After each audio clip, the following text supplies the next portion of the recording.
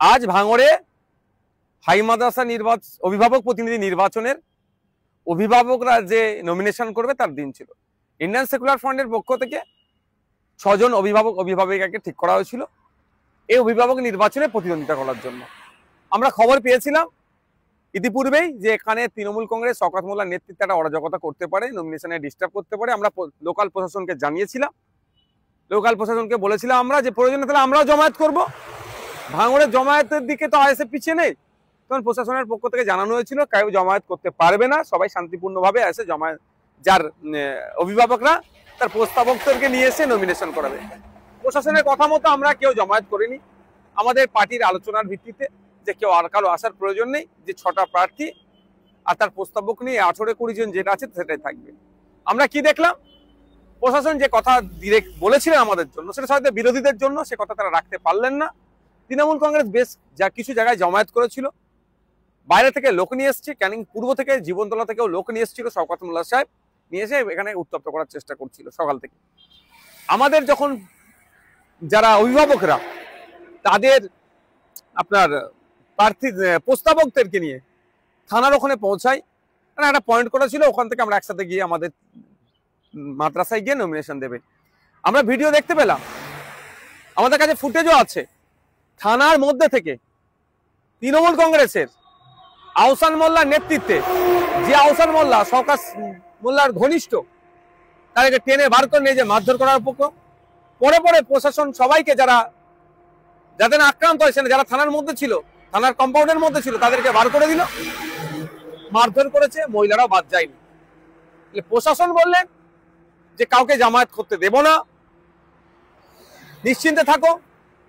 প্রশাসনের কথায় আমরা কোনো জমায়েত করলাম না, উল্টে আমাদের কর্মীরা, আমাদের অভিভাবকরা আক্রান্ত হলো। আমরা এই বিষয়টা ছাড়বো না, আমরা এই বিষয়টা ছাড়বো না। থানার ওখানে হচ্ছে, থানার কম্পাউন্ডের মধ্যে যে থানার সামনে হচ্ছে, থানার সিসিটিভি আছে, সেই সমস্ত নিয়ে এটার শেষ দেখে আমরা ছাড়বো, 1 নম্বর কথা।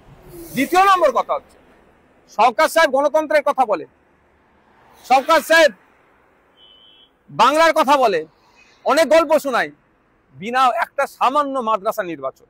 ভাঙড়ে নাকি আইএসএফ শেষ হয়ে গেছে, ভাঙড়ে নাকি আইএসএফ নাই, তাহলে একটা শওকত সাহেবরা তো পারতো, সুযোগ ছিল অভিভাবক নির্বাচনে অংশগ্রহণ করা, যে আইএসএফ কটা অভিভাবকদের ভোট পাই বা তৃণমূল কটা ভোট পাই, এটাও তারা চেক করতে পারতো। যদি আইএসএফ শেষই হয়ে যেত তাহলে আমাদেরকে ডিস্টার্ব করতো না। আমাদের কর্মীরা আঘাত পেয়েছে, আমাদের কর্মীরা হসপিটালাইজ আছে, ট্রিটমেন্ট করতে নিয়ে গেছে ব্যাপকভাবে, যেমন মহিলারাও আমাদের বাদ যায় না। কিন্তু এর জবাব আমরা দেবো, এটা আমরা ছাড়বো না গণতান্ত্রিক প্রক্রিয়াতে। আমরা প্রশাসন আজকে যে আচরণ করেছে, তাহলে আগামী দিনে প্রশাসনের কতটা ভরসা সাধারণ মানুষ করবে, প্রশ্ন থেকে যাচ্ছে। এবার আসা গেল শওকত মোল্লা সাহেব এখন একটা বোম মেরেছে, আইএসএফ এর নামে দোষ দিয়ে দিচ্ছে।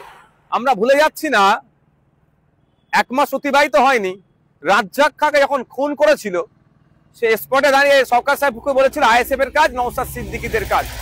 আর গ্রেফতার কে হলো? শওকত ঘনিষ্ঠ মুফাজ্জল থেকে শুরু করে তৃণমূলের একাধিক নেতারা গ্রেফতার হলো। এক্ষেত্রেও পুলিশ যদি সঠিক তদন্ত করে কারা বোমাবাজি করেছে, কারা ভাঙড়কে উত্তপ্ত করার চেষ্টা করছে, তাহলে দেখা যাবে শওকত সাহেবের ঘনিষ্ঠ লোক অ্যারেস্ট হচ্ছে, গ্রেফতার হচ্ছে বোমাবাজির কারণে। শওকত সাহেব দ্বারা যখন গণতন্ত্র আক্রান্ত বিপন্ন, সেই সময় শওকত সাহেব দেখছেন একটা বোমাবাজি করিয়ে দিয়ে আইএসএফ এর নামে দোষটা চাপিয়ে দেবো। বাংলার মানুষও বুঝতে পারছে, ভাঙড়ের মানুষও বুঝতে পারছে ভাঙড়ে কে অশান্তি করছে এবং নটোরিয়াস ক্রিমিনাল সার্টিফিকেট কার আছে আর কে বোমবাদী, এই সার্টিফিকেট মমতা ব্যানার্জি দিয়েছে। তবে এই নোংরামি, এই অরাজকতা, এই অগণতান্ত্রিক পরিবেশ বেশি দিন আর নয়। এটা শুধু ভাঙড় থেকে নয়, বাংলা থেকে আমরা নির্মূল করব।